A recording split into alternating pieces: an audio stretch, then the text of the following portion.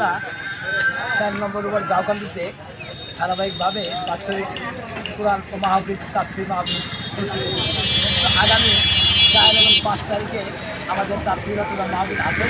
আমরা ওই গাঁওকান্দি যেহেতু বড় একটা প্রোগ্রাম, আমাদের মাঠেও জায়গাও বেশি লাগে। গাঁওকান্দি ডিগ্রি কলেজের মাঠ আমাদের ব্যবহার করতে এই মাঠের জন্য অনুমতি এবং আমরা প্রিন্সিপাল এবং প্রফেসরদেরকে ইনভাইট করার জন্য গেছিলাম। এমনকি আগে কিন্তু আমরা তাদেরকে অবগত করেছিলাম যে আমরা যাব। ইসলামিক জালসা অর্থাৎ তাফসীর কোরআন মাহফিল করার জন্য আমাদের জায়গার প্রয়োজন। গাঁওকান্দি ডিগ্রি কলেজের মাঠ এবং তাদেরকে ইনভাইট করার জন্য আমরা সেখানে গিয়েছিলাম। যাওয়ার পরে ওই কলেজের প্রিন্সিপালের পাশেই তার বসেছিলেন আলিয়া হিরা আমাদেরকে অকট্য ভাষায় গালিগালাজ করে, শুধু যে আপনারা কেন আসছেন, চাঁদা নিতে আসছেন, অমুক করতে আসছেন, সমুক করতে আসছেন, সে আমাদের ভিডিও করার জন্য উদ্যুক্ত হয় এবং ভিডিও করে। আমরা বললাম, কেন ভিডিও করছো? আমরা তো কোনো চাঁদা নিতে আসিনি, আমরা জালসা দিতে আসছি।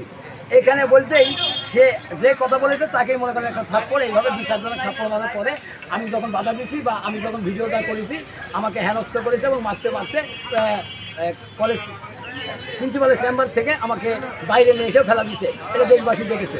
তো এর তীব্র নিন্দা জানাই এবং এই অযোগ্য ইচ্ছা করলে কিন্তু এই ক্যাডার বিসিএস কিন্তু ইচ্ছা করলে ওখানে নিরসন করতে পারতেন, কিন্তু কোনো কথাই বলেননি। তিনি ইচ্ছা করলে পারতেন কিন্তু কোনো কথাই বলেনি। তাই আমি এই অযোগ্য প্রিন্সিপাল এবং এই মহিলা আলিয়া হিরার আমি অবসরণ চাই এবং তীব্র নিন্দা জানাই। যদি তা না হয় আগামী 48 ঘন্টার মধ্যে আমাদের এলাকায় উত্তপ্ত হবে এবং বিক্ষোভে ফেলে উঠবে।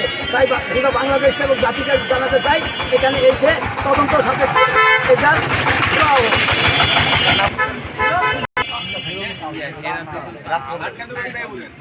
রাস্তা